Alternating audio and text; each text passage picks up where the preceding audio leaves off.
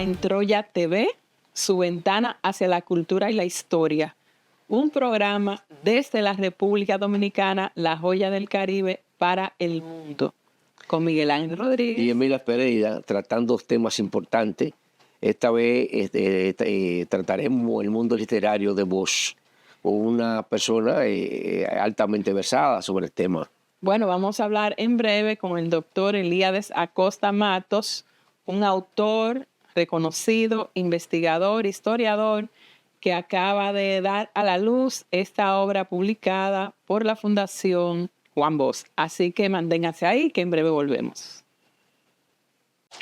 Muy bien, y aquí estamos con el doctor Elíades Acosta Matos, historiador reconocido, escritor, investigador, un hombre que nació en Cuba y la tiene como su tierra natal, con mucho cariño, pero que también ya es dominicano. Así es. Por adopción y también por mucho cariño. Muchísimas gracias. Sí, así que gracias por estar aquí, Elíades, y para nosotros va a ser un tremendo gusto conversar contigo de una pluma dominicana de gran impacto y que sigue gravitando en la cultura dominicana y latinoamericana. Y claro, vamos a hablar del profesor Bosch, como decíamos, aquí estamos para hablar del profesor Juan Bosch. Bien, me gustaría comenzar preguntándote qué fue lo que te motivó a acercarte a esa figura de Juan Bosch. ¿Qué te llamó la atención? Sí, bueno, yo conocí personalmente a Bosch hace muchos años en la Casa del Caribe de Santiago de Cuba, durante un festival del Caribe. Él estuvo en un panel con Diego Grullón, que es un periodista antitrujillista, exiliado, estuvo en confite con Bosch, de muchos años, que nunca regresó al país. Es decir, se quedó hasta el final en Santiago de Cuba, fue director de un periódico antes de la revolución en la zona oriental del país, y tuvieron un panel precisamente sobre Cayo Confite y la participación de ambos en aquella expedición. Me impresionó la figura de Bosch, la dignidad que emanaba de un hombre que había sido derrocado por un golpe artero, pero que nunca se doblegó. Y además un hombre culto, eso fue lo otro que me impresionó mucho, o sea, la extraordinaria cultura, sencillez con que él exponía sus ideas ante un auditorio, y eso me dejó marcado. Después vi las relaciones que tuvo Bosch siempre con Fidel, que fueron muy estrechas, muy amistosas, muy de camaradas, de compañeros, y la distinción que siempre se le dio en Cuba, incluso la Orden José Martí, que es la máxima que se da en el país. Cuando vengo para acá, ya yo conocía a la familia. ¿Por qué? Porque yo fui 10 años director de la Biblioteca Nacional de Cuba, y allí trabajaba y trabaja Patricio Bosch, uno de sus hijos. Entonces, a partir de ahí, doña Carmen visitaba a Patricio, iban a la biblioteca, conversábamos, nos conocimos, después conocí a Matías Bosch, el nieto, y por esa vía, cuando llego aquí a República Dominicana, me acerco a la Fundación Juan Bosch. También soy amigo de Diomedes Núñez Polanco, que fue director de la Biblioteca Nacional aquí, yo era director allá. O sea, teníamos una relación estrecha. Y a partir de ahí tuve la suerte de poder conocer el archivo personal de Juan Bosch. Y a partir de conocer el archivo personal vinieron varios libros que han sido publicados. Sí, recientemente vemos que usted publicó una especie de sinopsis o síntesis, análisis de los libros, de la obra literaria de Juan Bosch, diríamos, no solamente en los cuentos, no solamente en la novela, sino que tengo entendido que abarca todo lo que significa el mundo de la producción intelectual y literaria del profesor Juan Bosch. ¿Me puedes contar algo de eso? Sí, con mucho gusto. Es un libro que se presentó en junio de este año en homenaje al natalicio, a un aniversario más del natalicio de Bosch, y que sobre el que trabajamos un tiempo un poquito largo, porque hubo que revisar de la extensa papelería de Bosch documentos, cientos, miles de documentos, para hacer una selección de documentos que ilustraran el mundo literario de Juan Bosch. Que como todos sabemos, el mundo literario de un creador no se circunscribe a sus obras, va mucho más allá. O sea, tiene que ver con sus lecturas, tiene que ver con sus libros de cabecera, tiene que ver con sus autores preferidos, tiene que ver con su relación con otros escritores, con escritores jóvenes que muchas veces piden consejos u opinión sobre la obra. Tiene que ver con los estudios académicos que su obra genera. Y tiene que ver también con sus relaciones con el tema de derecho de autor, contratos, publicaciones, representantes literarios, un tema que muchas veces no se quiere tratar porque a la gente le parece que demerita al autor, pero el autor tiene un ser humano y tiene que vivir. Y ahí es donde yo aporté datos que eran desconocidos, por ejemplo, cuánto cobraba Juan Bosch por un artículo, cuánto cobraba Juan Bosch por un libro, en qué tiraje tenían las ediciones, las editoriales que opinaban de sus obras. Su gran agente literaria, Carmen Balcel, que fue agente literaria de 6 premios Nobel y que le abrió mucho el camino a la promoción de su obra en el mundo. La verdad es que el mundo literario de Juan Bosch, este libro publicado por la Fundación Corripio, a mí particularmente... Por la Fundación Juan Bosch. Por la Fundación Juan Bosch, a mí me resultó muy emocionante y me abrió, a ese mundo, las puertas a ese mundo y a entender cómo se manejaban las cosas para un escritor en la época en que Bosch estaba gestionando su vida literaria, pero desde la perspectiva situado como el político activo, claro, que era y que tenía que lidiar con todos los problemas que se baten en la política latinoamericana, dominicana. Hay mucho que hablar de diferentes aspectos justamente del mundo literario de Juan Bosch, como decía Elíades, publicado por la Fundación Juan Bosch, muy atinadamente. Y hay que decir que el doctor Elíades Acosta fue el investigador que compiló, analizó y organizó esta publicación. A él le debemos este legado importante para los estudios literarios dominicanos. Y quisiera comenzar mis preguntas por la etapa en que Bosch por primera vez se marcha a Cuba en la era de Trujillo. Él era un escritor muy joven todavía.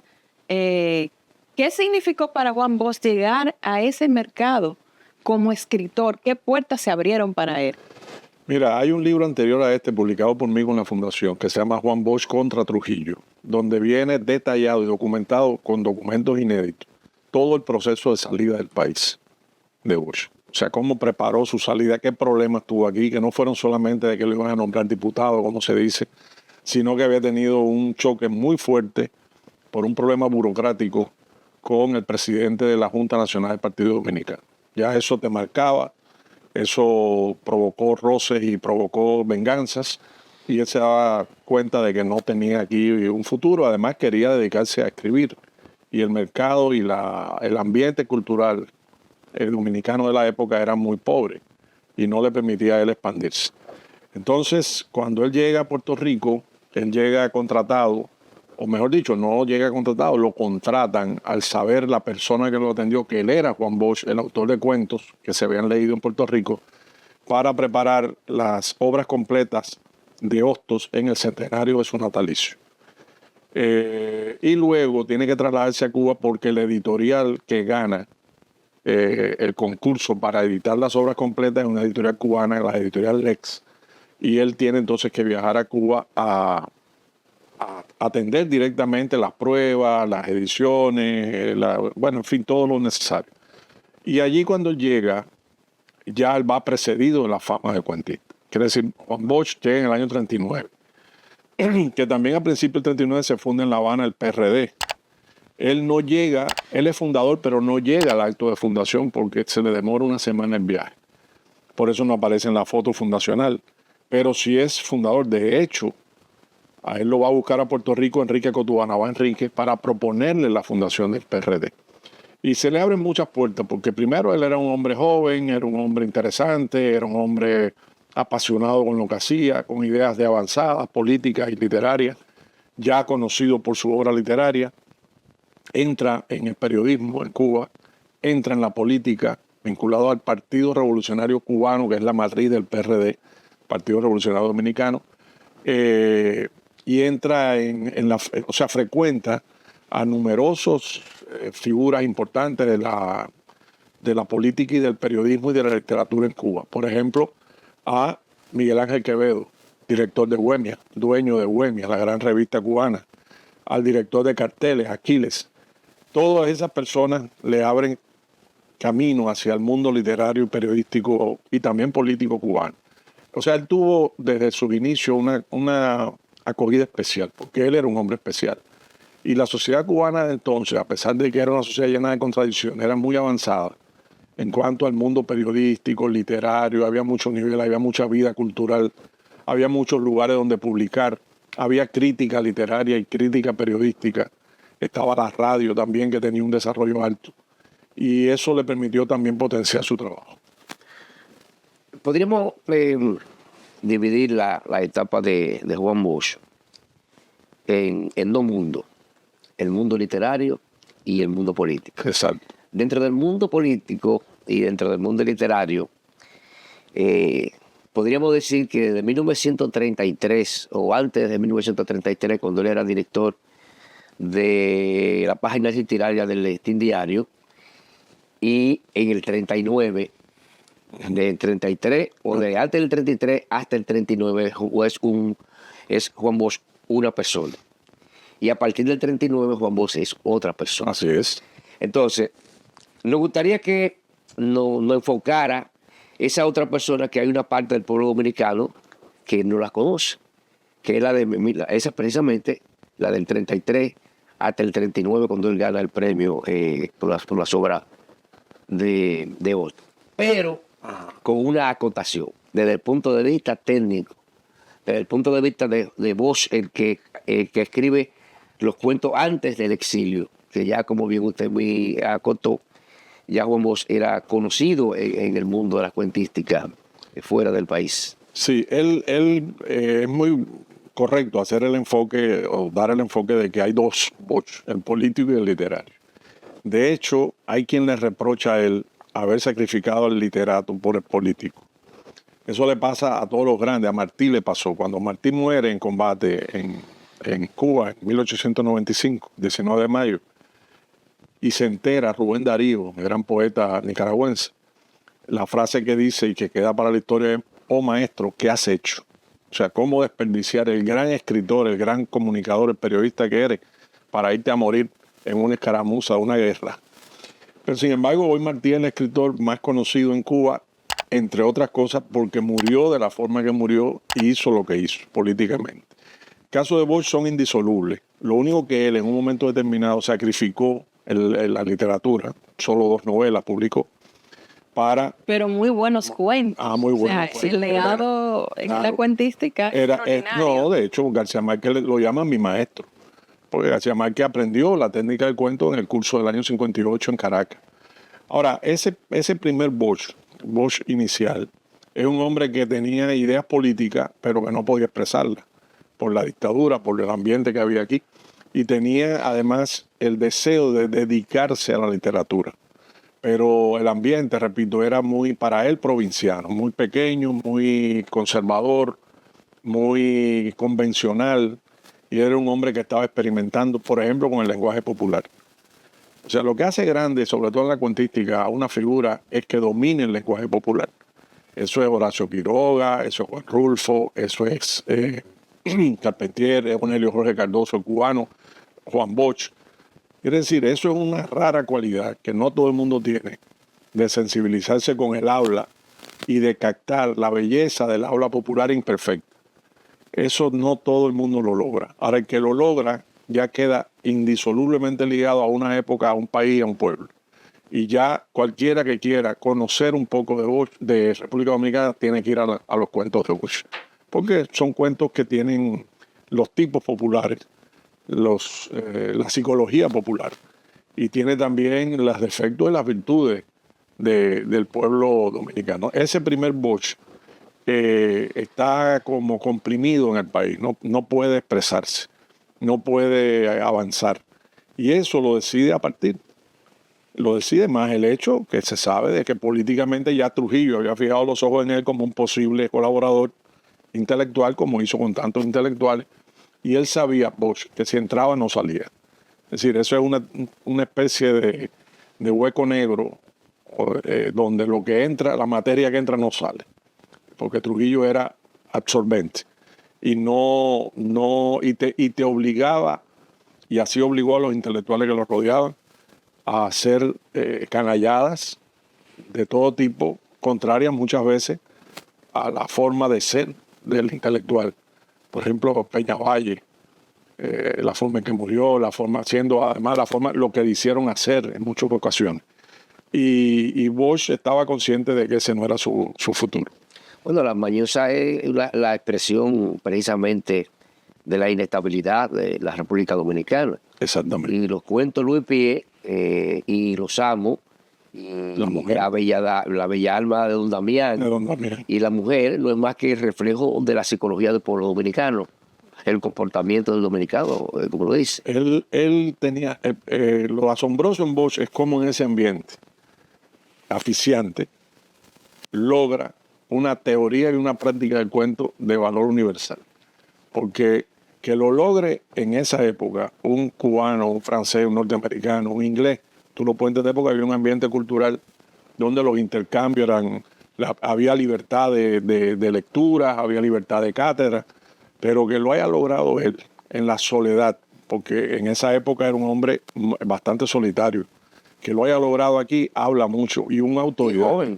Joven y autodidacta. Tiene un valor. Sí, Elíades, precisamente en el libro que ha publicado la Fundación Juan Bosch hay una conferencia rescatada por ti en esos archivos en la que se refleja la profunda concepción que tenía Juan Bosch sobre el cuento. Exacto. La elección de la temática, la sensibilidad social que le permitió explotar la realidad de las personas más oprimidas, de los campesinos. Darle voz. Darle voz a través de la literatura. Y a mí me pareció de verdad iluminador entender cómo él lo pudo lograr y las ideas tan claras que él tenía.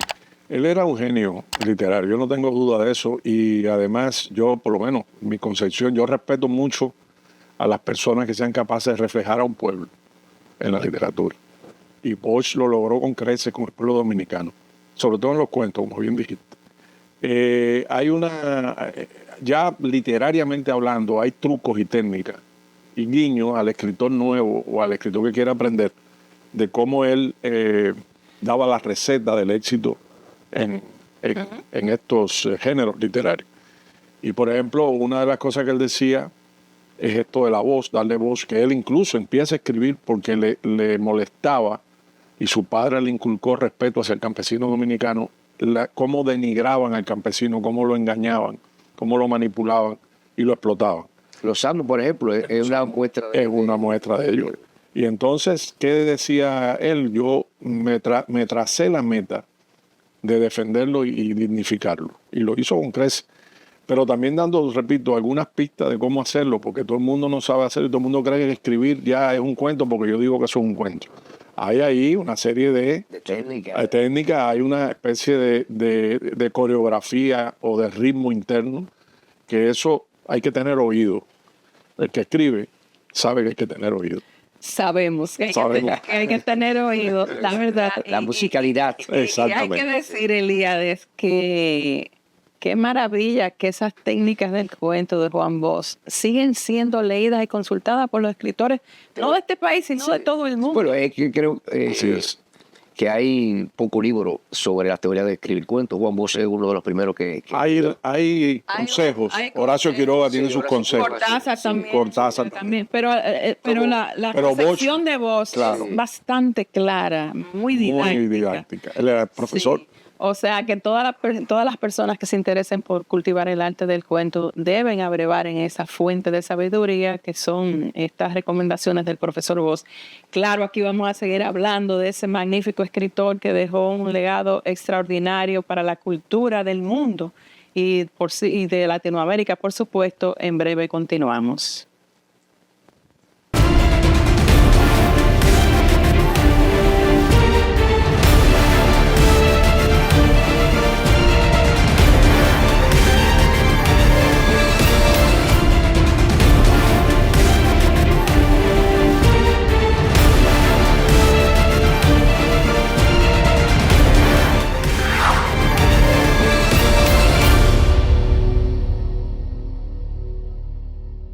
continuamos agradeciéndole la sintonía y que por favor les den me gusta al programa, que lo compartan y que además comenten para que este contenido relevante pues sea conocido y divulgado más por la plataforma.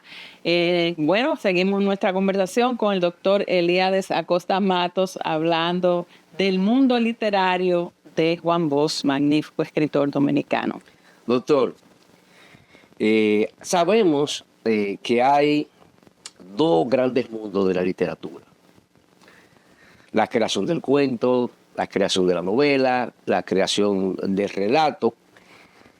Dentro de ese mundo hay un mundo del contenido social y hay un mundo del contenido de la técnica, que le da más énfasis a las partes literarias, a las partes de la técnica, de la narrativa, de las estructuras de cada uno de los géneros. Por ejemplo, tenemos a Borges, que le daba preponderancia, que le daba mucha importancia a las partes técnicas, a las partes de la estructura, de la literatura, del cuento, de la novela, del relato. También Vargas Llosa, por igual lo diríamos Gabriel García Márquez. ¿Dónde nosotros podemos encajar, o muy bien decir, cuál es la escuela a la que seguía el profesor Ramos en esos dos mundos literarios? Bueno, el primer capítulo de este libro se habla precisamente sobre la literatura y su significado social. Tiene esa definición. Porque a la hora de nosotros decidir por dónde alar el hilo para llegar a la madeja del mundo literario de Bosch, nos dimos cuenta que la piedra angular era ese compromiso social. O sea, él no entendía la literatura como un divertimento, ni como una torre de marfil donde el escritor tipo Marcel Proust se podía aislar, o Julio Verne, que tenía una torre en Amiens, de la cual nunca salió y escribió libros de relatos del mundo entero que parecen escritos por un viajero.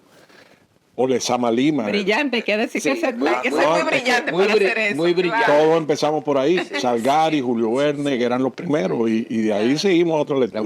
La vuelta del mundo en 80 días. Sí. 80 días. Sí. Bueno, ahí, pero Bosch siempre tuvo muy claro que la literatura tiene un papel social que cumplir, lo cual no implica bajar la calidad literaria por la agitación política, o lo que le llamamos el panfleto. El panfleto es una aberración literaria y es una aberración política, porque el panfleto comunica ideas muy cortas, apela a sentimientos sencillos, elementales, no tiene belleza, no tiene acabado, no va a perdurar, eso la gente lo olvida enseguida.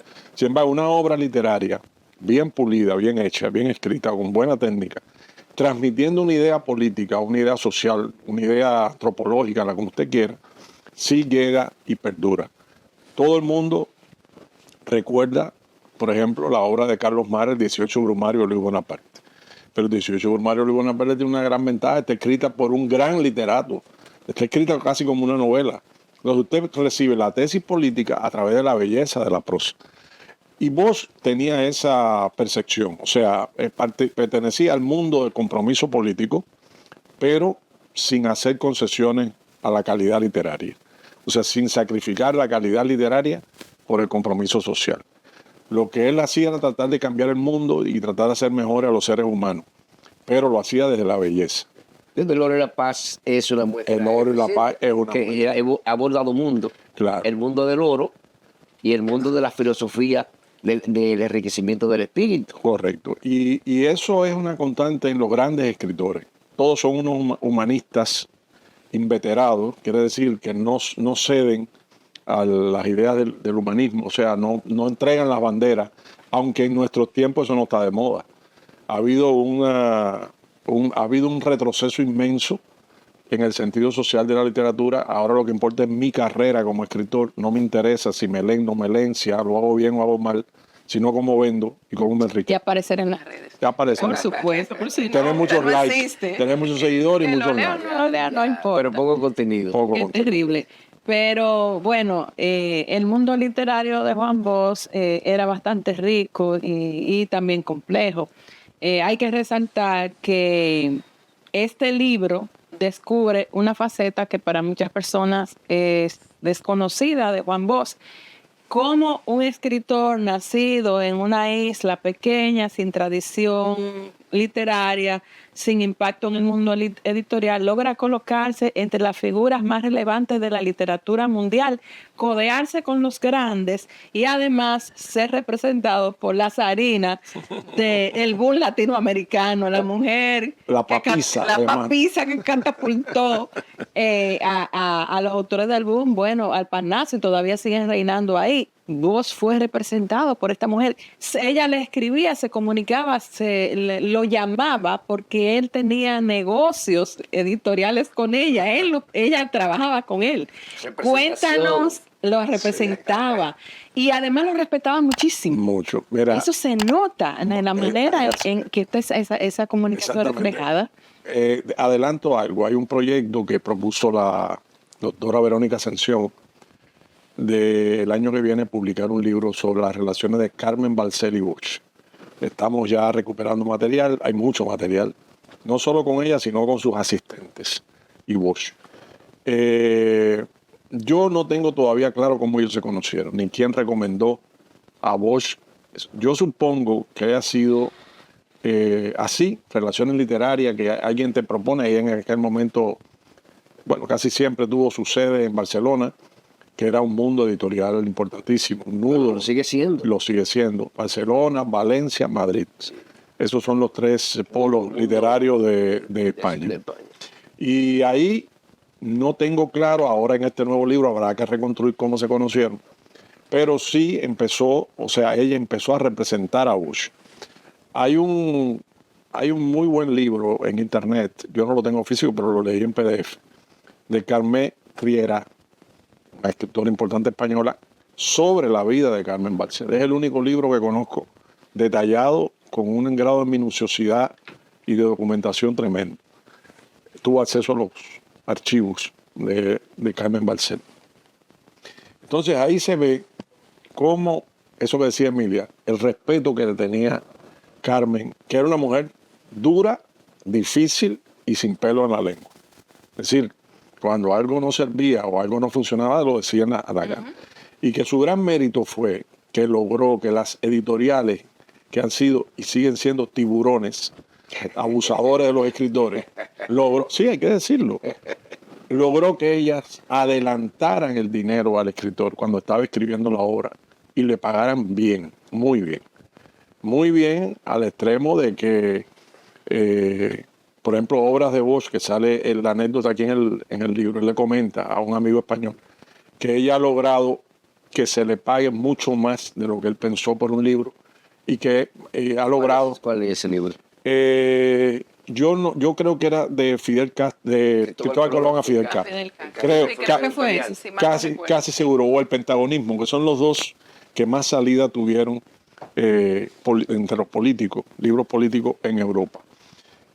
Por ejemplo, el Pentagonismo. Sustituto del imperialismo. Exacto, hay una carta del rey emérito, que ahora está ya no es el rey, o sea, el rey ahora es Felipe, el padre, Juan Carlos, primero, que le dice a Bosch: acabo de recibir su libro El Pentagonismo y ya me lo estoy leyendo. El rey de España. En esa época. Sí, Este libro es el libro de texto en varias universidades Del mundo. de Academia de Ciencias Políticas, Claro. e inclusive de Academia Militar. Fueron de los más exitosos. O sea, hubo varios libros, él siempre tuvo éxito. Por ejemplo, el cuento más pedido por los traductores, que no hemos hablado de las traducciones. Sí. También. Ahí se habla de las traducciones. Pero antes de las traducciones y de otros aspectos del mundo Sí. detallado del ámbito editorial, de los derechos de autor y todo eso, que todavía seguimos padeciendo los derechos de autor, pero Juan Bosch lo cobraba, señor, los cobraba. Lo cobraba En esa época y todavía hay autores exigía- que no cobran. Y derechos de exigía autor. el pago y peleaba y Y peleaba retiraba por su derechos. Por pago, ejemplo, hay una que no está en el libro, algo que apareció después, y yo lo lamenté porque hubiera sido un colofón extraordinario, de una editorial en Argentina que negocia con el libro, o sea, negocia un libro, no recuerdo cuál, empieza a publicar, bueno, creo que era Judas, el calumniado, o David, la historia de un rey. Negocia el primero y tenía ya palabrado el segundo. y le dice que van a ser muy cuidadosos con todo. Él era muy puntilloso con las pruebas, con la carrerada. Era súper exigente, ahí hay ejemplos. Y le dice, bueno, perfecto, mándeme las pruebas, espero que todo esté bien. Y el hombre le da 1000 seguridades. Cuando recibe, era un desastre lo que recibió. Montó en cólera y le dijo, le voy a arreglar el desastre como un gesto de buena voluntad, pero el otro libro que me iba a hacer se lo retiro y no quiero que me lo haga. O sea, todo eso está. Y terminando lo de Carmen Balcells. Sí. Carmen Balcells fue una especie de maga que logró que ese boom fuera boom. Porque estamos hablando de una mujer que fue representante de 6 premios Nobel y de escritores que no tenían premios Nobel, pero eran de la talla, por ejemplo, de Nicolás Guillén o Alejo Carpentier en Cuba. De hecho, Nicolás Guillén, ella lo representa porque Bosch lo propone. Se lo propone Pedro Mir a él y él se lo propone a Carmen Balcells. Y Carmen Balcells acepta porque era muy difícil que te aceptaran.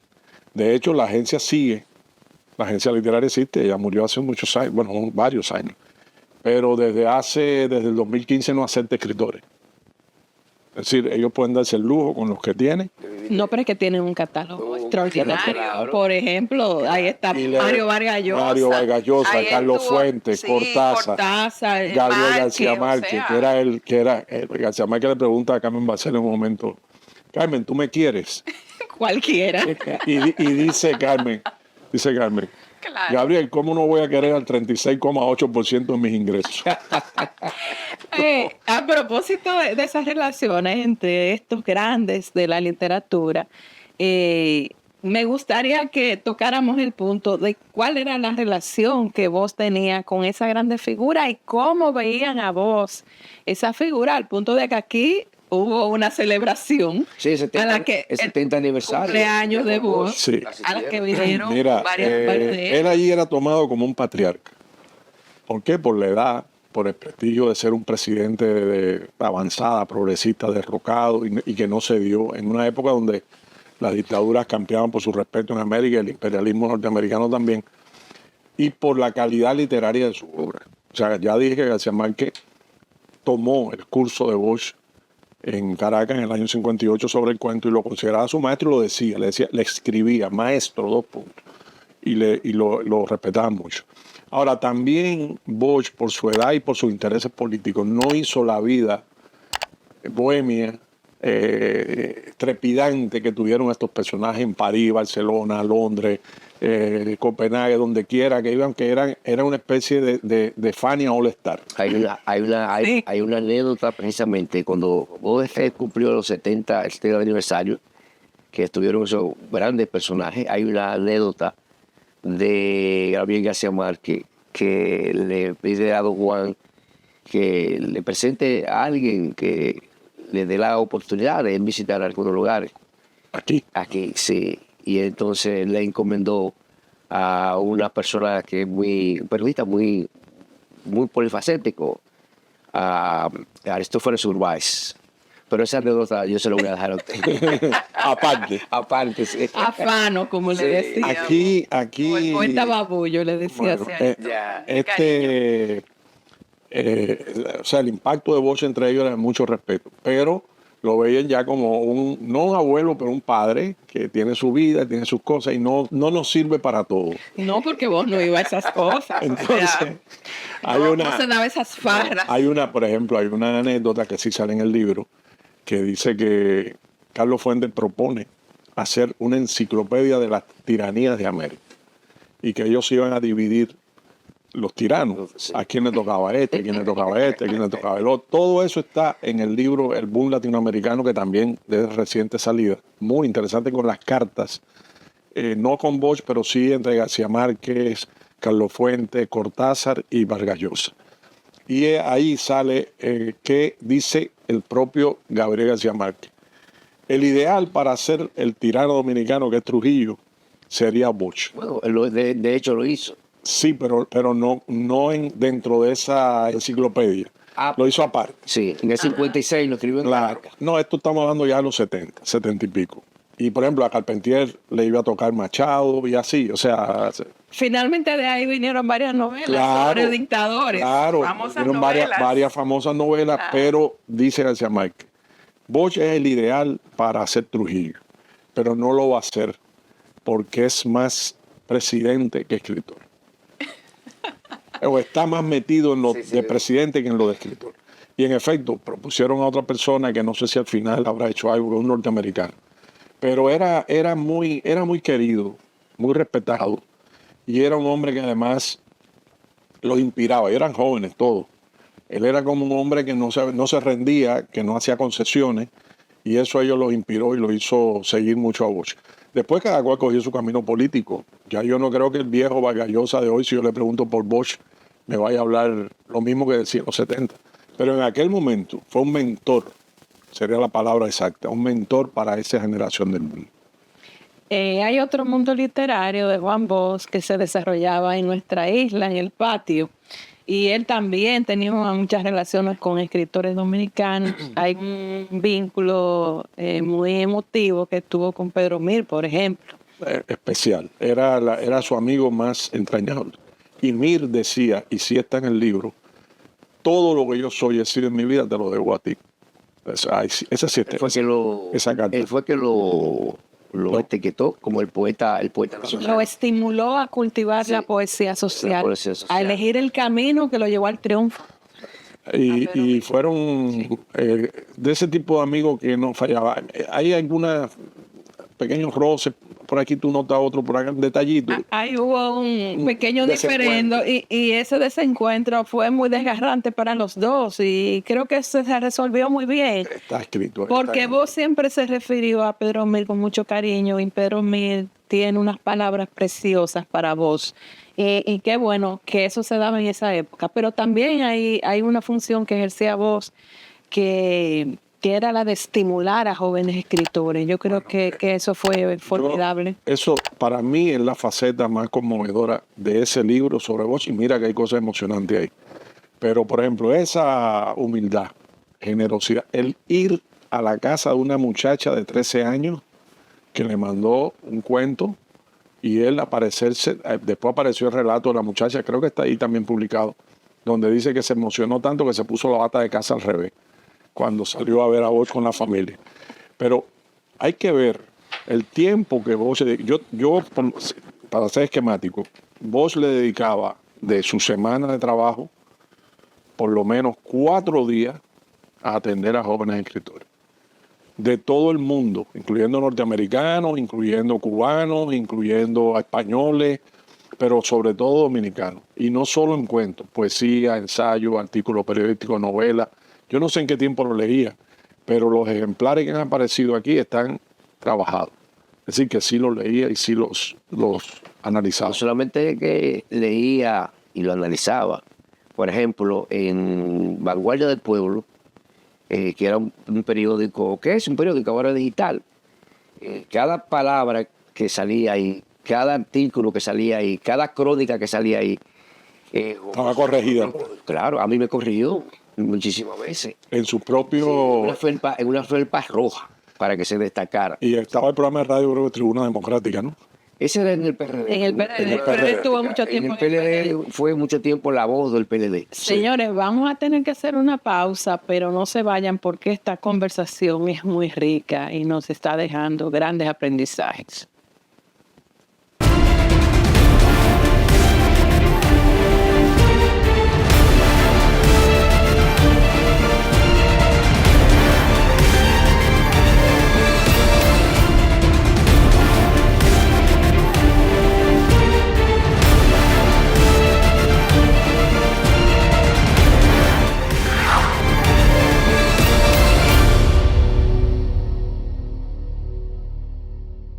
Muy bien, nos complace muchísimo continuar esta conversación con el doctor Elíades Acosta Matos sobre el mundo literario de Juan Bosch. Ha sido un placer. Doctor, en el mundo literario de Bosch, que usted nos decía, que no solamente abarca la parte literaria desde el punto de vista de la creación de los géneros, como el cuento, la novela, el ensayo, sino además que abarca el mundo total. Está. Diríamos de Cristóbal Colón a Fidel Castro, el Caribe, frontera imperial, crisis de la democracia en América y la República Dominicana, Antagonismo. el pentagonismo, de todo del imperialismo, Cuba, la isla fascinante. Dentro de ese mundo de la creatividad de Juan Bosch, ¿qué libro le impactó? ¿Qué libro usted resalta en la obra? Hay dos libros políticos, digamos, que fueron los de mayor impacto. Por ejemplo, fueron traducidos al sueco, al noruego, al francés, al inglés, al alemán, y que son los libros, digamos, cabecera que más editoriales publicaron en la época donde esta literatura tuvo mayor difusión.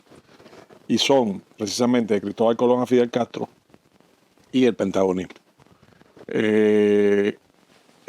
ejemplo, Alfaguara, la gran editorial de Alfaguara, el hermano de Camilo José Cela era el director de Alfaguara en ese momento. Y mantuvo una correspondencia con Bosch sobre la primera edición española de Cristóbal Colón a Fidel Castro. Él entraba en tantos detalles que incluso mandaba el mapa que él quería que se publicara. Él escogía los mapas, Bosch. Y Cela le dice en un momento determinado, usted tiene muy buen gusto porque ese es un mapa bello, excelente. O sea, él controlaba cada detalle, cada letra, cada palabra, cada errata.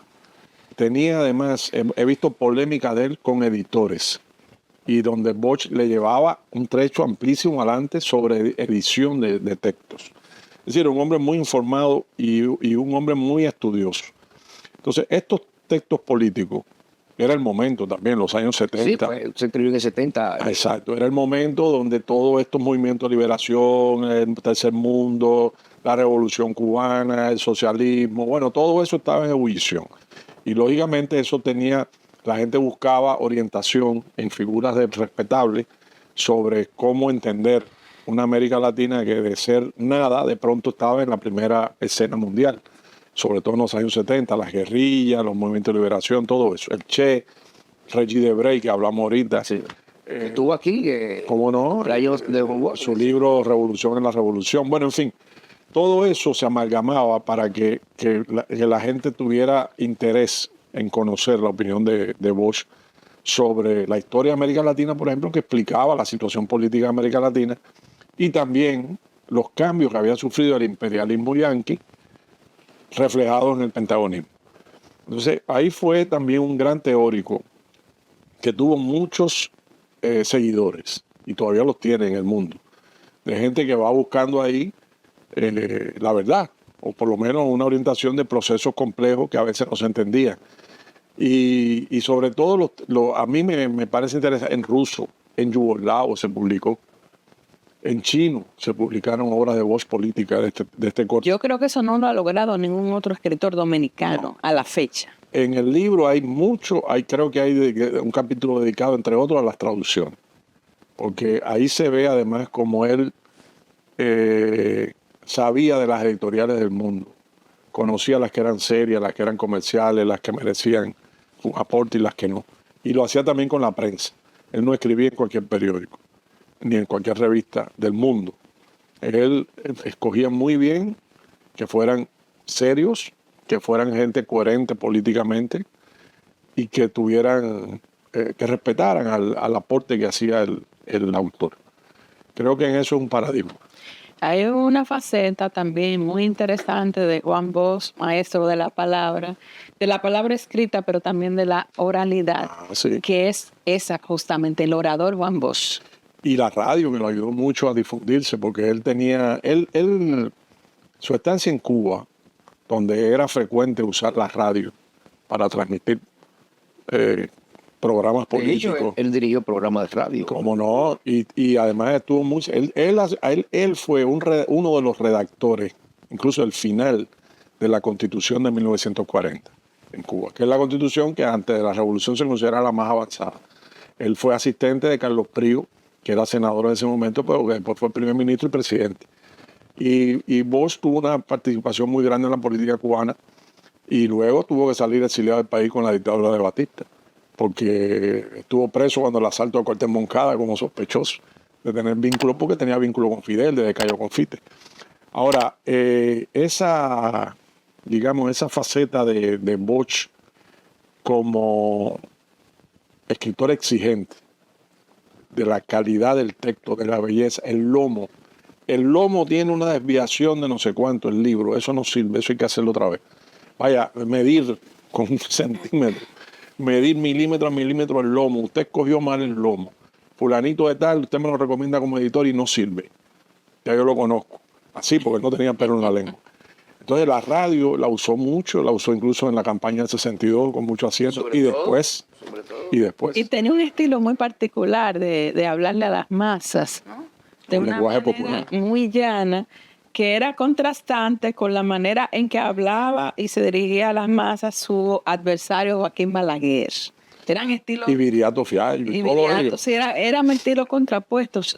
Me refiero más al de Balaguer porque, bueno, tuve más oportunidad de escuchar al Balaguer orador, pero me daba cuenta de que eran totalmente diferentes. Balaguer era un escritor y un pensador decimonónico, que vivía anclado en un... Explica que eso se refiere al siglo XIX.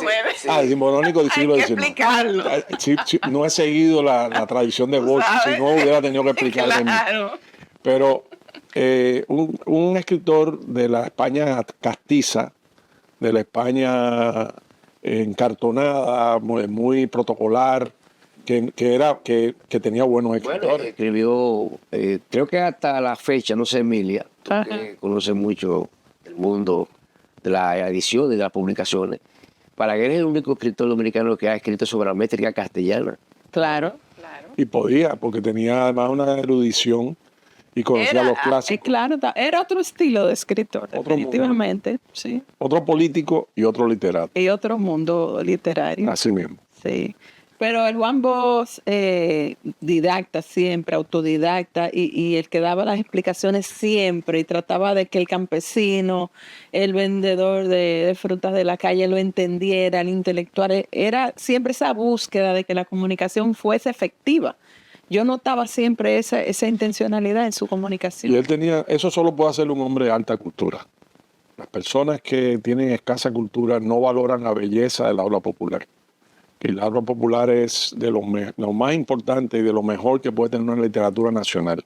Toda esa grandeza que nosotros vemos, por ejemplo, en la literatura rusa, Tolstoy, Turgenev, Pushkin, Chekhov y otros, ¿en qué se basa? En que es el habla popular del pueblo ruso. Y son los sentimientos del pueblo ruso. Por eso son grandes. Cuando usted encuentra un escritor rebuscado, refinado, de élite, de salón, eso tiene un efecto puntual y perecedero.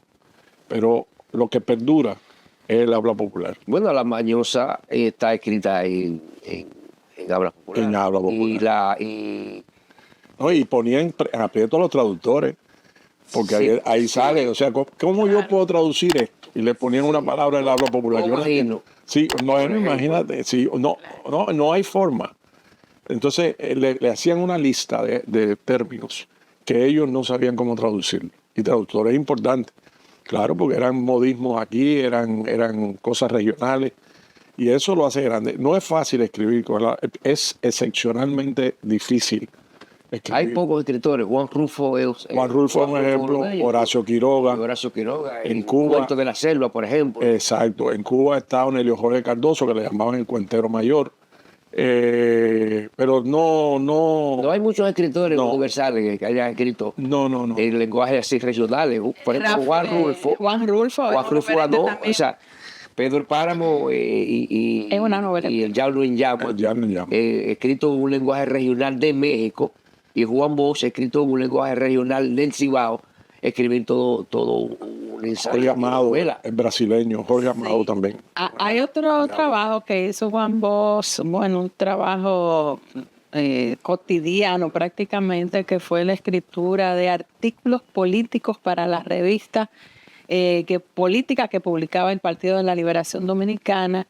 Y ahí hay artículos sumamente importantes que se han quedado en esa revista, Y era un trabajo que él tenía que hacer, me imagino que semanalmente, y que le tomaba, por la riqueza de los artículos, le tomaba mucho tiempo producirlo. Explicando, por ejemplo, la situación de Kampuchea, Camboya, explicando la situación de la guerra de Vietnam, de Laos, explicando la revolución cultural de Mao, criticando lo que pasaba en América Latina o ensalzándolo si era el caso.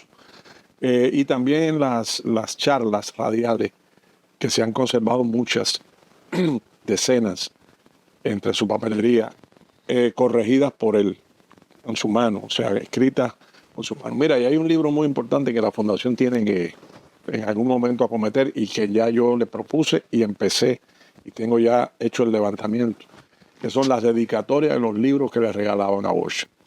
Eso es marginalia, como se le llama en el mundo literario, pero eso tiene una importancia tremenda.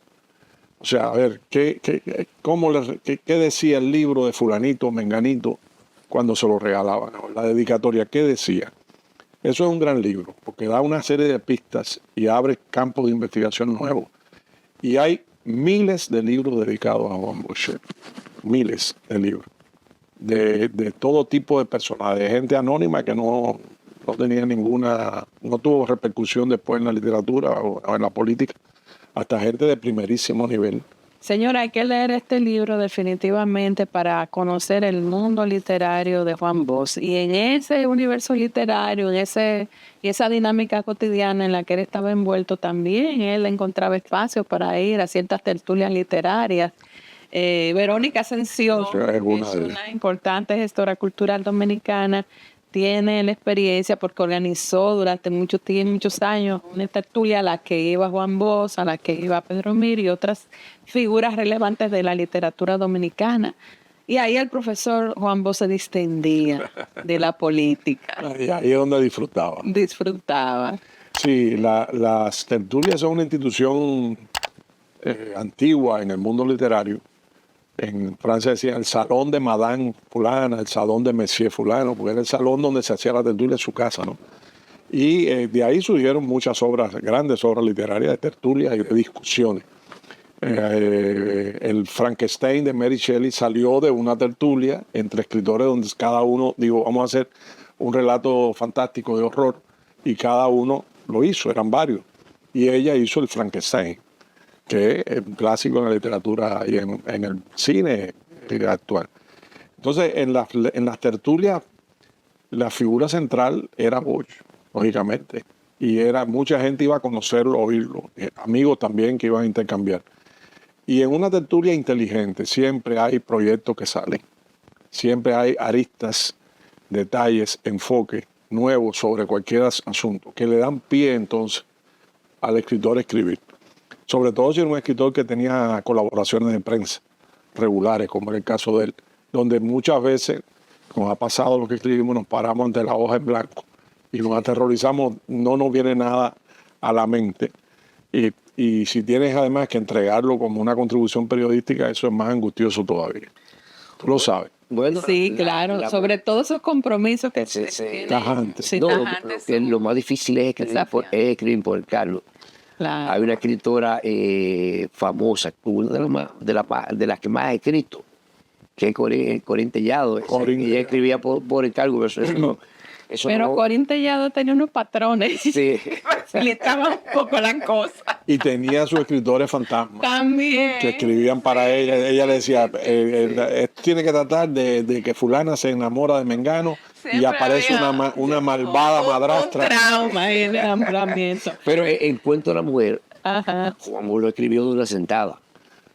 Sí, o sea, como dicen, claro. Que se sentó y terminó el cuento. Mira, ese es el cuento más solicitado para las antologías, porque le pedían mucha contribución y permiso para antologías, incluir obras de él en antologías, en todos los países, hasta en Alemania. Y entonces él, por ejemplo, en el caso de la mujer, se lo pidieron para una antología de cuentos latinoamericanos y él le dijo que lo pensaran bien, que no era su mejor cuento. Sin embargo, el cuento más difundido y más solicitado. El que más ha quedado. Sí. Emilia, hay un escritor, y usted podrá confirmándolo a nuestros oyentes de Amas por la TV y de en Troya TV, sobre un escritor que Juan Bosch citaba mucho, o uno de los escritores que más le impresionaba, que era Stefan Zweig. A Stefan Zweig le pasó lo que le pasó a Juan Bosch con la mujer. Si él escribió un libro muy famoso, que incluso el hermano nunca, que es José Fuchs, El genio tenebroso. Sí. Su primera edición fueron 300 y a él no le gustó y lo recogió, pero ya lo tengo. Un clásico. Pero en el caso de Don Juan, de la mujer, aunque él consideraba que no era tal vez su mejor cuento porque lo escribió muy joven. Muy joven. Sí, es cierto de Stefan Zweig, que era uno de los escritores que... Stefan Zweig era un escritor de origen judío que vivía en Austria. Habían dos grandes escritores en la primera mitad del siglo XX de temas históricos y biografía. Estaba Emil Ludwig y estaba Stefan Zweig. Emil Ludwig más hacia la biografía científica, digamos, estrictamente pensaba. Por ejemplo, fue contratado por Trujillo a que hiciera su biografía y él le pidió $10,000. Trujillo no quiso y él dijo no y se fue a Cuba a hacer la de Batista, pero no había tanto como para una biografía de Batista porque Batista no tenía nada que decir. Y hizo una biografía de una isla, y ahí habló de Batista porque le pagaron bien. Él estuvo aquí, pero Ludwig tiene además un libro muy bueno que se llama Entrevista a tres dictadores, porque entrevistó a Mussolini, a Hitler y a Stalin. Y curiosamente de los tres dice, el único estadista es Stalin. Los otros dos son... Es cierto de lo de Zweig. De la predilección de Bosch sobre Stefan Zweig. Prevención en contra de Zweig. No, que era un respeto. Un escritor que valoraba. Stefan Zweig fue el Corín Tellado de principios del siglo XX. Mi madre. Todo, es una bomba lo que tú has dicho para el mundo literario. No, sí, pero lo digo en el buen sentido. Lo digo en el buen sentido. Ah, bueno. No, lo digo en el sentido de ventas, de popularidad. En cuanto a venta y popularidad. No, yo respeto mucho a Stefan Zweig.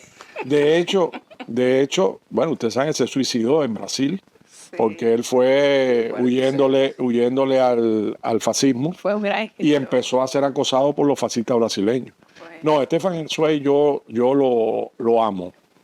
Es una de las lecturas mías obligadas. El mundo del ayer, Fouché, María Antonieta, bueno, en fin, son muchos. Elías, ya para finalizar, en el ambiente de los eruditos de la literatura, de los estudiosos, investigadores, pues Juan Bosch es una figura altamente respetada. Pero y ahora la juventud, la población de estos días conoce a ese maestro de la literatura. Mira, nosotros empezamos la Fundación Juan Bosch, que veníamos hablando por el trayecto hacia acá, una experiencia que se llamaba Mirada Cercana, que eran unas cápsulas de 3 minutos con documentos interesantes de la papelería de Bosch, que se comentaba un párrafo.